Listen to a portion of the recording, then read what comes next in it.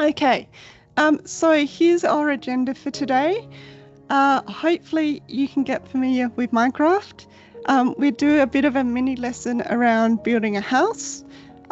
We look at some of the assessment tools that are built into Minecraft that help you get students to demonstrate their learning within the game. And hopefully we have time to look at multiplayer. Multiplayer is kind of like the next step. To begin with, it's very much about using Minecraft in an uncollaborative way to get started. Before I move on to the next slide, which is a bit of a promotional video, but I think it's worth showing you in today's session, I'll just bring up the training summary that I've prepared for today, and I'll pop that link in the chat as well. So hopefully what we're going through today, you'll be able to access afterwards along with the recording, but there's a KB article that goes through what we're doing today. Okay, let's move back to my PowerPoint, and fingers crossed the volume works on this. This is just a little bit of a promotional video around why would you use Minecraft in a school.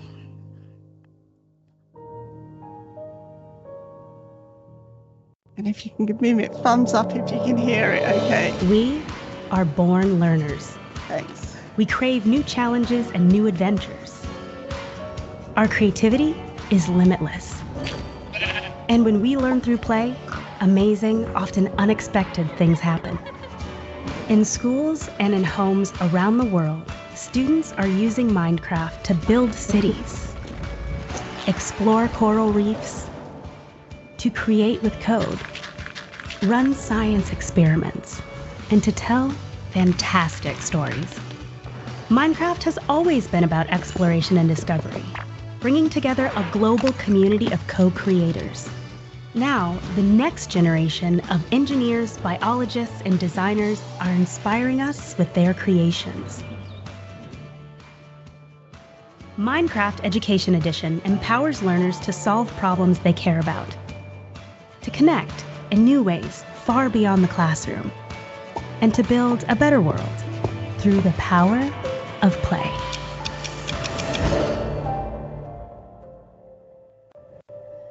Okay, I'm always a little bit inspired when I watch that. It is quite an old video now, so you would have seen it. It mentioned Minecraft as Minecraft Education Edition. Minecraft did get rebranded about 3 years ago to be just Minecraft Education, but that video still gives you a bit of a snapshot about how Minecraft might be used. You can see it's not just primary based, and I can see there's a few people on here from high school, which is really exciting, and that it isn't just playing Minecraft on a digital device, it's also the planning and the collaboration stuff that happens before kids even get on to the computer. That's where the real powerful learning happens as well. So just a couple of points. It's game-based learning, which is something that students find really engaging. There's a whole section of resources you can access that are around social emotional learning, a whole lot of STEM and science stuff. There's chemistry labs, there's redstone, which you can use for electricity. There's all sorts of really cool stuff within the game. There's multiplayer security they talk about. There's a companion app that we won't look into today, but called the Classroom app, which allows you to see where students are and what they're getting up to. It's quite immersive, and it's also available on all devices. So it doesn't matter what devices your students have access to, they can use Minecraft Education. They can download it on their personal device at home as well, and they can log in with their @school's email address to access it anywhere. One thing on that, last year there was an exciting update that happened where Minecraft Education moved into the cloud. So now they can access a world on a device at school, and it will upload to their OneDrive so they can get it on any device they open Minecraft Education on. So that's really exciting as well. And I've just put in here about it being used to support inclusivity. In a workshop that I helped facilitate a few years back, a teacher from Marrickville, or an SSO from Marrickville, came, and he's done some amazing things with his students in the special education unit at Marrickville High, around using Minecraft to engage them with maths and things like that. So he's doing some brilliant stuff. So it's really a tool that can work with all students across all ages and across all year levels. And most people have played Minecraft outside of school, so it's something that students are familiar with these days. Okay, hopefully I've almost finished talking and we can get building soon. Okay, and we are. So what I might get you to do now is we will build a house together, but before we do that, we have a look at the interface and we do a bit of orientation, because it can be a little bit interesting the first time you use Minecraft. Again, I'm going to just pop into the chat a link to a PDF that has a movement guide. And I'll skip ahead to this one in my PowerPoint as well. When we're using Minecraft on a PC, and I hope you all are, because everyone that responded to my survey said they would, or they were, not a Mac, but I've got my iPad here in case I need to demonstrate the touchpad controls. But when we play Minecraft, the important things are your mouse, because you can see your left button and your right button are needed. The scroll wheel on your mouse is important as well. Numbers 1 to 9, and we'll have a look at what they do, are important. And then these keys here are your movement keys and your access to different things within the world as well. And space is really important because that can help you fly. So with that, if you can open up Minecraft, now I've already logged onto mine, but if you're opening yours up for the first time, you'll need to log in with your @schools email address. So like you would to access your email. And when you've got that open, if you can give me a thumbs up, then I know we can get moving. Thanks, Belinda. Thanks, Leanne. And Owen.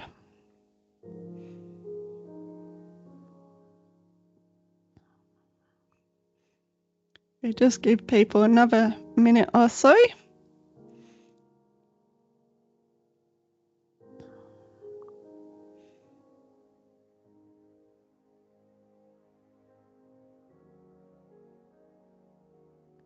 Perfect.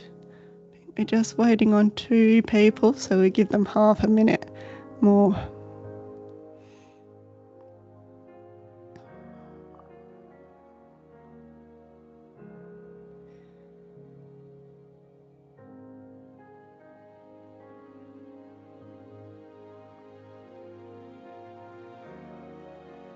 Okay, excellent. So this is Minecraft. It changes quite a bit. So we're in version 1, well, I'm in version 1.21. So if your version is different from that, this might look slightly different because Minecraft is always changing this into this first screen that you see. Before we jump into play, this person over here is your character. And in Minecraft, what your character looks like is called your skin. You'll see your last name will appear here and your first initial. And when your students enter the world as well, or use Minecraft, their last name will appear with their first initial as well. The first thing that's really fun to get students to do is to personalize their skin. So we're going to do that first before we jump in. And to do that, we're going to click on that coat hanger. And then you've got a whole lot of different skin packs that you can access. If you press the plus, you've got a whole variety of different things. You can have a look at them and then confirm if you're happy. So I just get you to pick one skin. With that as well, there's a few different programs.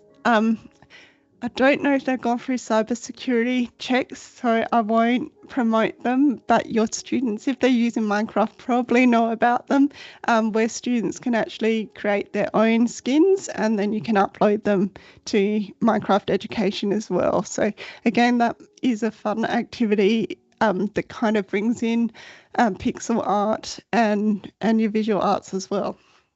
Okay. This one here, we won't look at the settings yet, but this is our game settings rather than our in-play settings. We can access the settings here as well. Hour of Code, if you're not aware of Hour of Code, this is a special computer science week that happens every year in October or November. I think it's November actually, and Minecraft brings out a new Minecraft world every year to celebrate that, and you can access all the parts there as well. So if you did want to use Minecraft Education to introduce your students to coding, Hour of Code is a great place to start to get them familiar with the interface in Minecraft. But today we're going to jump straight into play. So if you select play, and then in here we've got a few different things. Now, if it's the first time you've ever used Minecraft, you're going to see nothing in the My Worlds. If you want a random world to generate, you can do create new. Join world, we might hopefully have time to look at later. That's if you're joining someone else's world. Import lets you import a world that's already been created, but we want to jump into the lesson library because these are pre-built worlds that already exist in Minecraft. Now, in the lesson library, we've got a few things. Subject kits, we won't have time to explore today, I don't think, but these are great if you've got some kind of content in mind that you want to try and teach through Minecraft.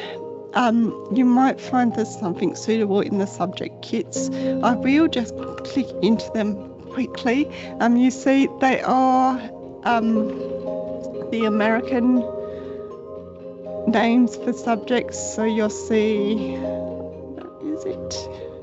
Oh, they've changed it. It used to be language arts, it's now literacy and language. But they are aligned to the American curriculum rather than the Australian curriculum.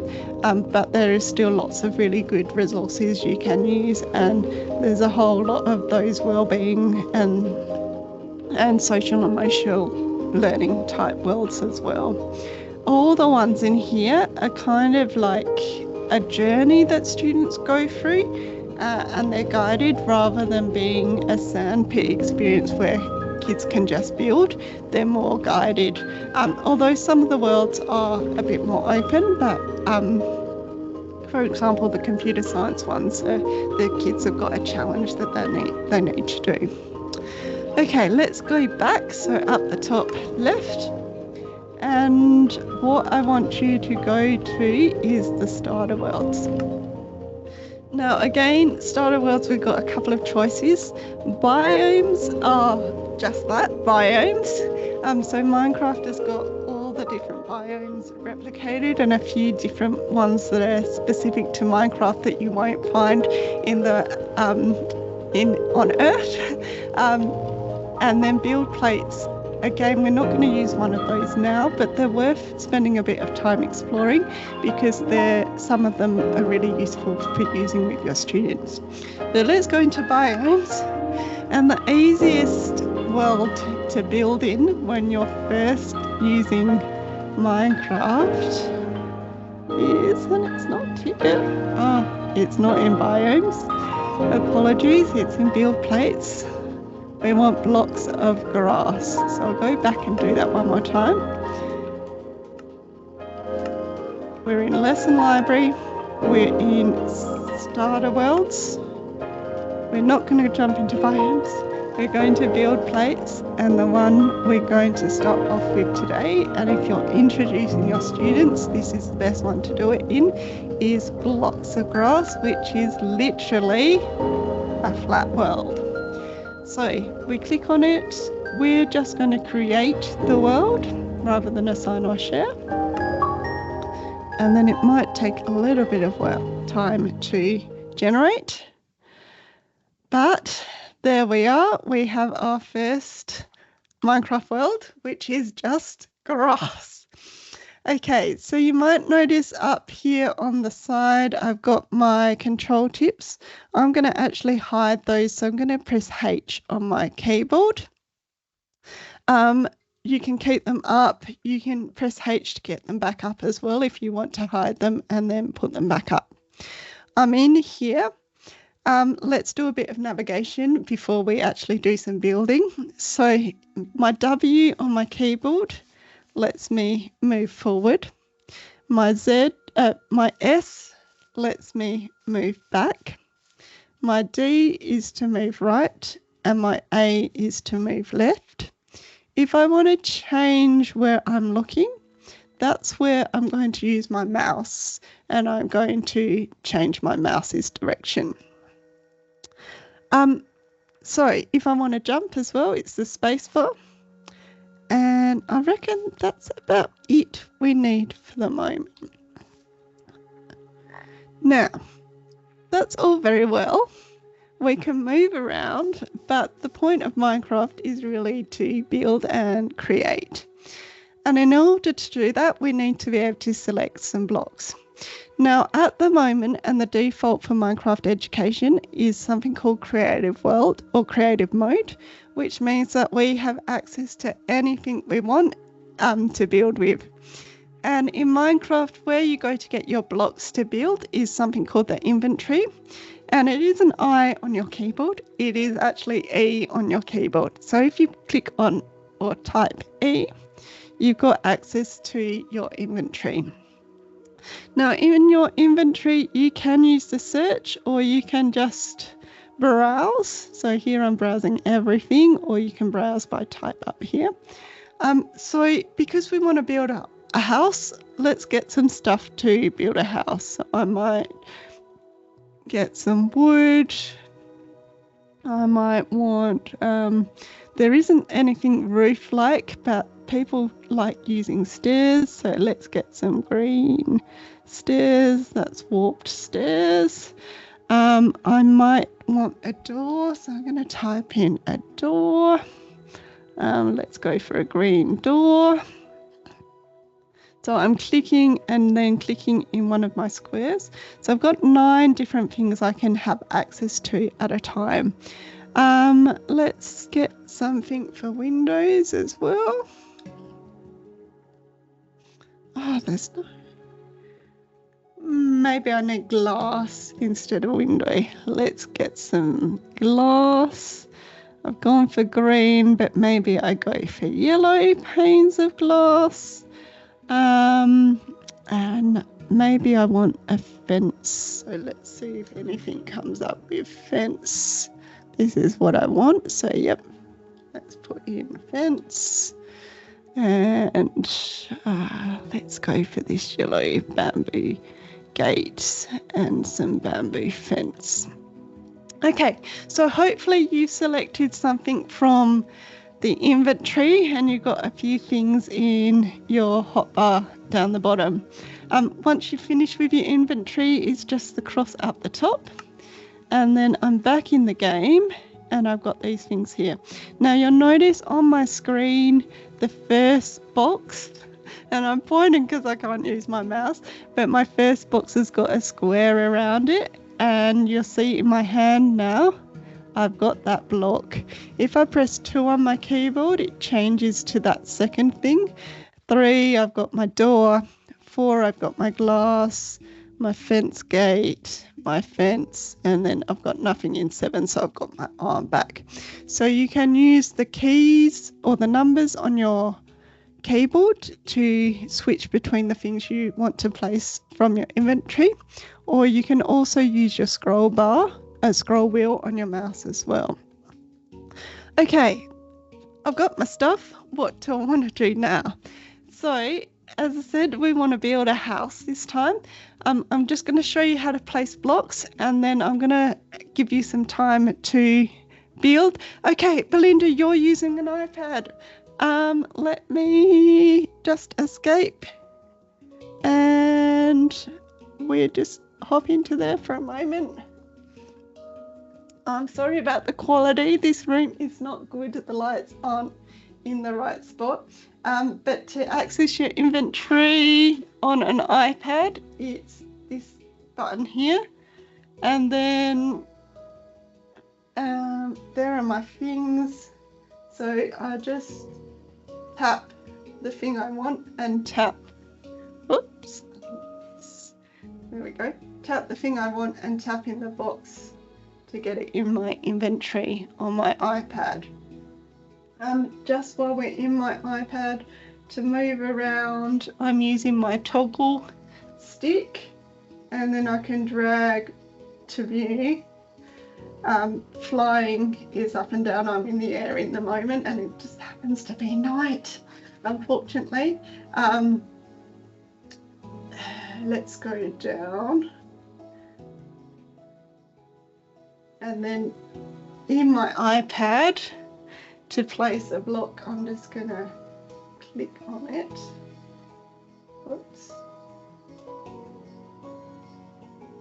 It should let me place it. But yeah, by just clicking where I want it to go. And when it becomes day again, we might be able to see that a bit clearer. So hopefully that's helped you out a little bit. Okay, I've got stuff in my inventory, all good, excellent. Now, one thing you notice that in order to stop sharing my screen and move on, I had to actually escape the game. So if you need to pause the game at all, it's your escape key on your keyboard. And then you've got settings and save and exit, but I'm going to go back and resume my game. Here I am, and now on a computer, to place blocks, I'm going to press my right key on my mouse,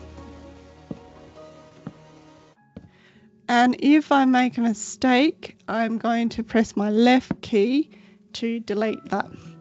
Now with Minecraft, there is a big thing that you need to know about. There is no undo. Control Z does not exist. So if you do accidentally dig a hole because you press the left button instead of the right, you have to rebuild. Now hopefully we get time to talk about that a little bit later as well, but this is a whole nother thing that you need to think about when you're teaching with Minecraft.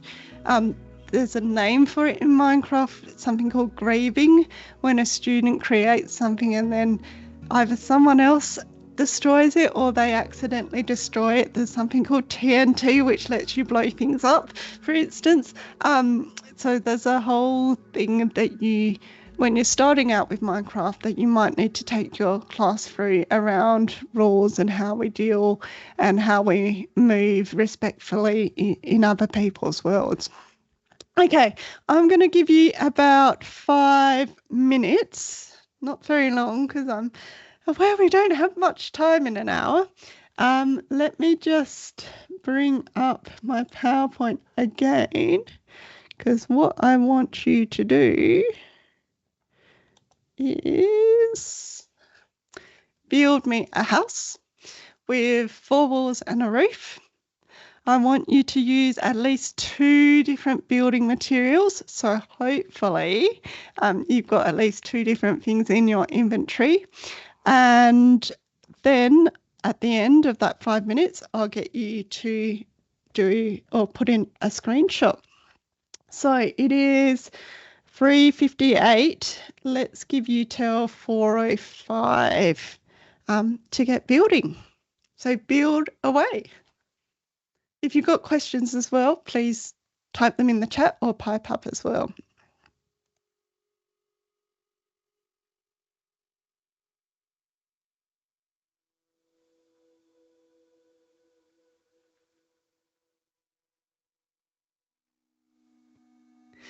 How do I break a block on an iPad? I'll just switch back to my camera. It's nighttime. So you just long hold and it will destroy it on your iPad. And let's put that down. And I might split my screen so I can do some building as well.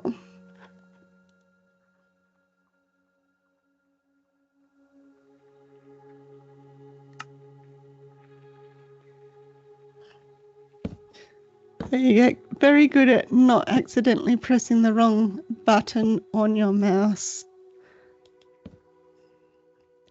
Now I've enclosed myself. If you want to go up higher, you can double click your mouse, your spacebar, and that actually allows you to fly. So if I wanted to do 2 levels on my house, I can do that. Let's put a window in, and that's 4 on my keyboard. And let's go back to number 1.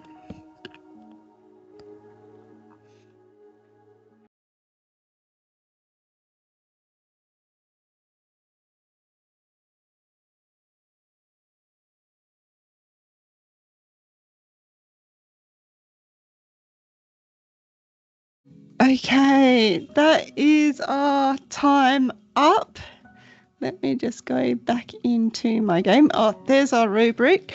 So 3 points if you got 4 walls and a roof, even if it wasn't quite finished. 1 point for using at least 2 building materials. Let's have a look at mine. 2 building materials, yes, so I'm on 4 points at the moment. And then the last thing is submit a screenshot. So if you're not using the same device for the Teams meeting as your house, you might have trouble doing this. But if you are, let me just escape and make Minecraft bigger again. If you are using your device, if you go back so we can see your lovely house on a Windows machine, the Windows key Shift and S lets you take a screen snipping. Yes, okay, that will work for me.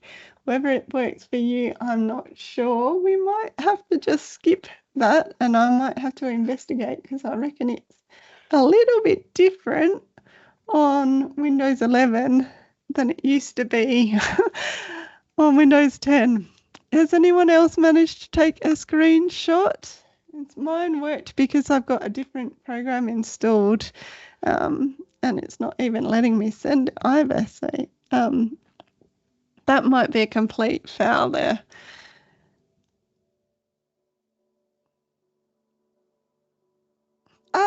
Pauline, you've managed to. Excellent. Owen, phew, it's just me that's having difficulty. Okay, let me just have a look. Owen, yours looks fantastic. Pauline, I can see the beginnings of a wall. That looks really great. I can see you're struggling on one screen as well, so extra points for that. Just give me a thumbs up as well if you manage to build something, even if I can't see a screenshot.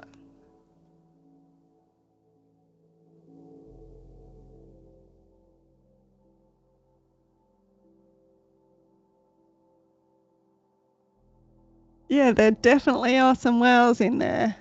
Oh, and I reckon you're not a complete newbie.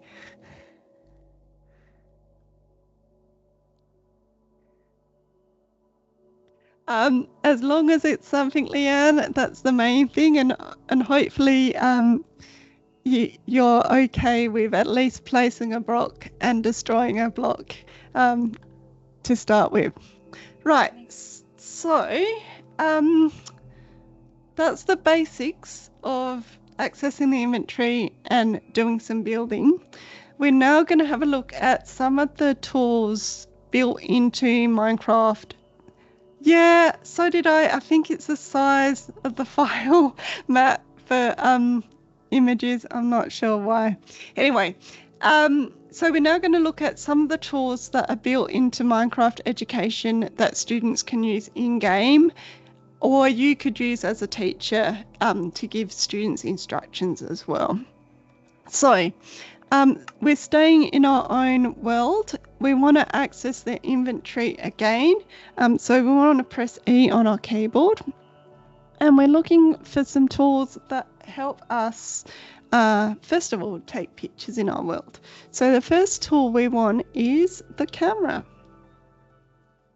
And it looks like this. Now, if you filled up your inventory, you can just click on something that you don't want anymore. Maybe you don't want the fence, and then click it back in to get rid of it, or you can put it in an empty space. While we're in here, we'd also get something called the book and quill. So that's this one here with the feather, that's the quill. So the camera lets us take photos. The book and quill lets us record information about those photos. We'll also get something called the portfolio, which is this one. And I reckon we get a couple more tools as well. So these ones here, the three that we've just added, are probably the three that are great for students to do their own reflection on what they're building. But there's also a few that they can add text to the world, or you can add text to the world. And they're the sign.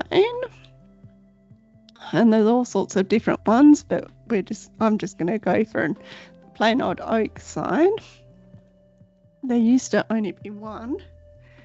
There is the slate that's a bit bigger than a sign. And there is also a board which is a bit bigger again.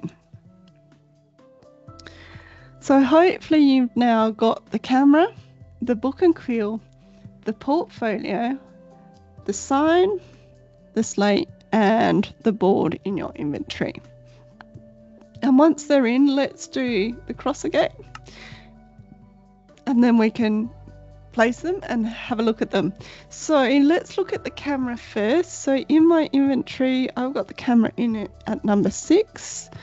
There's a few things about the camera.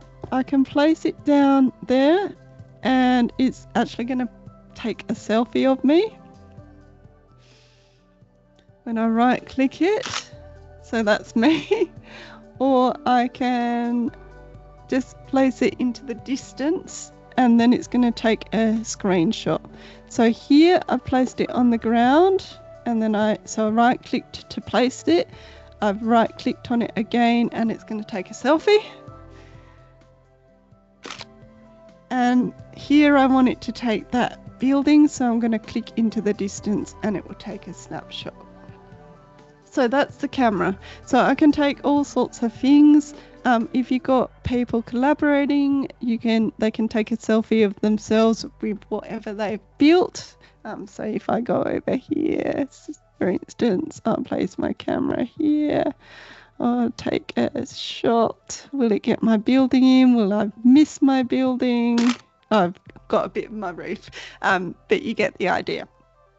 Okay, now let's have a look at the next one, which is the book and quill. And for me, I've got that in 7. Oh, thanks, Maggie. You put some photos in as well. That's great. So number 7, I've got the book and quill. Now, when I place this one down with my right button, I've got some things that I can put in here for writing. I should have been able to put my pictures in. There we go. So to get pictures in, I can click on the pencil tool, and then if I click the plus, I can add in my picture. So I could add in a picture, and then I could do some writing.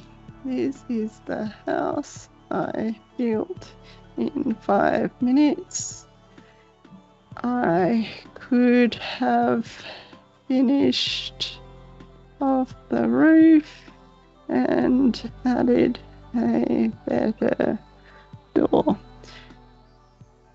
So you get the idea. Now, you'll notice there I've done some typos and there is no red line to tell me that I've done typos. Now, I didn't do it on purpose, but it is a good illustration that you need to let students know about. There is no spell check in Minecraft, which means that students will need to do some editing before they publish their books. So I am going to go back and do a bit of editing. I'm going to reread what I've written. I can add lots of pages if I want. If I don't want a page, I can delete that, etc. You'll notice here there's this button here, that's Immersive Reader. So I could, if I wanted to, hear what I've written, and that's another way students could do their editing as well. Once I've finished with this book and quill, so I might have it open for a while. I can close it. When I place it down again, it's still the same one. But when I've finished with it, so maybe I wanted, oh, great, Matt. Oh, I can see your picture at your house as well with you in front of it. You did a great selfie shot. So when I've finished with it, so I might ask my students to record something specific and reflect on something specific. When they've finished with that, if I click on sign, I can enter a title, but it means I can't edit that book anymore.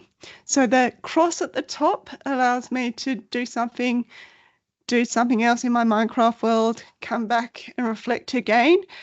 But if I do the sign, it means that piece of work is finished and can't be edited. So let's put in a title, My House. It warns me about that. I'm going to do sign and close. And you see now in my inventory, I've got this purple book, which is the one that I just wrote. If I place that one down again, I now have this button and this option to export. So this is another option your students have to demonstrate their learning to you in their Minecraft world. They can use the book and quill, they can take photos, they can record their learning, they can write their reflections, and then when they click export, that will come out as a PDF. Right, so let's have a look. Is my portfolio there? I think it is. So portfolio for me, that's number 8.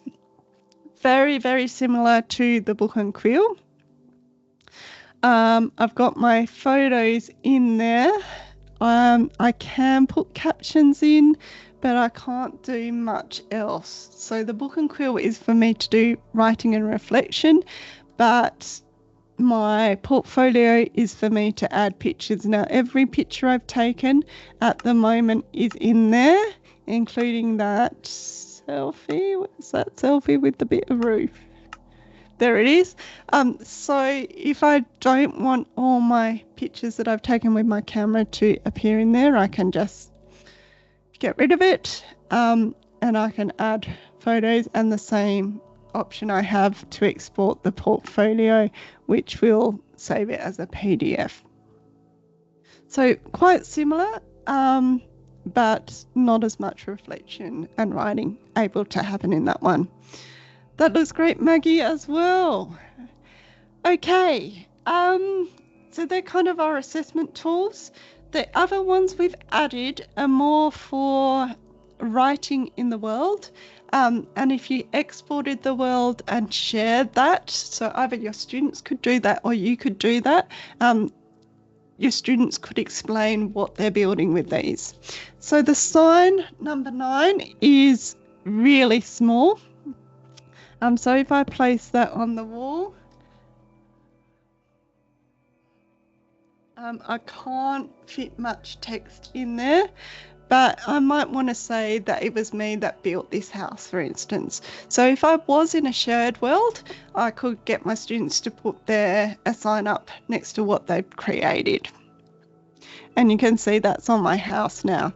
Now, if I click back into there, I can edit it. There's no way to lock it. That's a sign. I can place it on the ground as well in front. This is my garden, etc. That's the sign, small.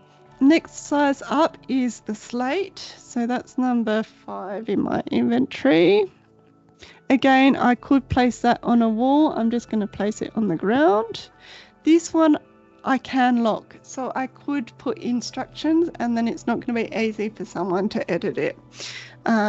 This is a great place to build a house. And this one, I've got a bit more space to put in text. So unlocked would mean that anyone can edit it. Locked, it means it can't be edited. Here we go. And I've just destroyed my sign by accident. Let's put it back. This is a slate. And now if I do that one, it is locked, but either I'm the one that made it, but if it was someone visiting the world, they wouldn't be able to edit it. And then the last one we have is the board. So that's number 4 in my inventory, and this one's bigger again. So let's place that one down. You can see it's a huge amount of text. Again, no spell check. So if I wanted to use this to give students instructions within a world, I might have already written what I wanted and do a copy and paste to put it in there. Because I'm terrible at making typos. So that would be the approach that I would take. Okay. We're going to stop being in Minecraft for a bit now. I'm going to show you where you can get some resources to help you. Hopefully, I'm very doubtful, but hopefully we can also see how you can join a world. We'll see how we go in 8 minutes, because that's really powerful as well if you want to do collaborative work with your students.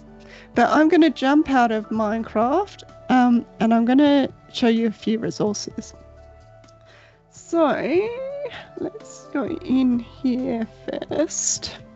Let's refresh. Whoops.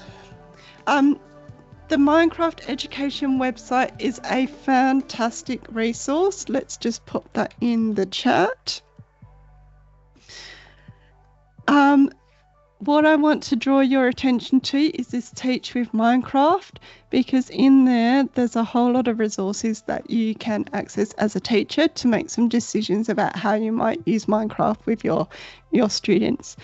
So if I go to the lesson library, will it let me sign in? Let's try again. Lesson library. I've got all those subject areas, so they're what we saw within the game as well. It's still called language arts here, but if I click on those, I can normally do a search. I can see collections and things like this. Minecraft Education often collaborates with outside partners. So for instance, this International Space Station world was created in collaboration with NASA. This one here, World Wildlife Fund, I know they've collaborated on some ocean ones with the David Attenborough team and BBC. So the ones in here are really high quality, and the resources stack up with the science, for example, in this particular one, or if it's history and things like that. They've done a lot of research to make sure the worlds are as accurate as they can be. So if you can find some time to explore these subject kits, it's really worth doing it. In here as well, it's not on this page, so let's go back to the home page. It is blocked on my computer because I'm using a corporate device, but up the top here under support, if you go in here, there's a whole lot of articles around what you can do, so what different keys do, something called commands, and what some handy commands and things to do inside the game are as well. So if there's any things you don't know about Minecraft education, come here and look at the support, and you're sure to find some information there as well. Let me just move that out of the way. If you find after today you want to learn a bit more, because today is only an hour and there's lots to get through, there are a whole lot of courses on the Microsoft Learn Microsoft Center. So I've just put in Minecraft in the browser training. This one here is kind of what we've done today, but it would be worth revisiting that one as well, because they're really well done, these courses, but there's a whole lot of different ones. So if you are a digital technologies teacher and you want to use Minecraft for coding, there's Python in here. There's a whole lot of different cybersecurity, and in fact these ones go right up to technical colleges, so universities in our language. So there's a whole lot of different resources you can access if you want to take your learning further there. I will also mention our YouTube channel. The reason why is under this one called Minecraft EE, which is the old name of Minecraft. I might have to update it. We did have a wonderful guy called Stephen Payne who works in WA, run some webinars for us a few years ago. Now they are a couple of years old, but they are still quite relevant. So some things will be a little bit different, but he ran some webinars around redstone and coding and things like that. So it is worth, if you're interested in having a look at those things, checking out our YouTube channel as well. The last resource I'm going to share with you today is in our Minecraft Teacher Academy team, which you are welcome to join. In here, in the file section, and I was hoping we could get to some of these today, but we've run out of time. There's a folder called Minecraft Worlds, and in here there's a whole lot of different worlds that you're welcome to download and access that are really cool for teaching. So like if you are doing English and studying Harry Potter, for example, there's a Hogwarts world, which is Hogwarts recreated. So you could have your students in there and do a whole immersive kind of experience in there. There is an Adelaide world. Have a look at the map. It's not lifelike, so the buildings are just grey structures, but it is pretty true to the streets of Adelaide.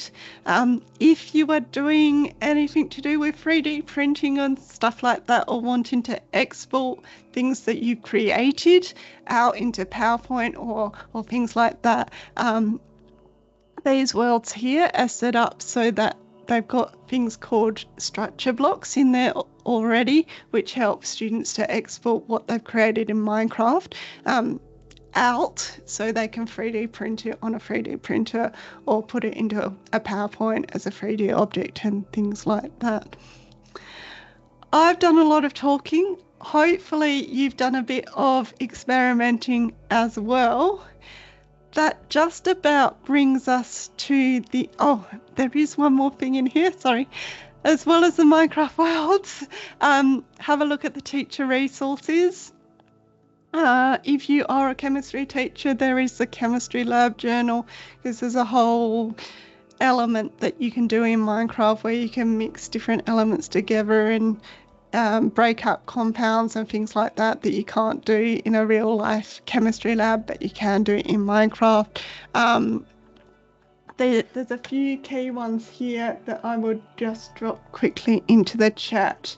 The links I put into the chat you can access without being part of this team if you didn't want to join the team, but there's some handy digital copies of some of the things that I hoped we had time to go through today that we haven't, and some things that we have gone through today as well.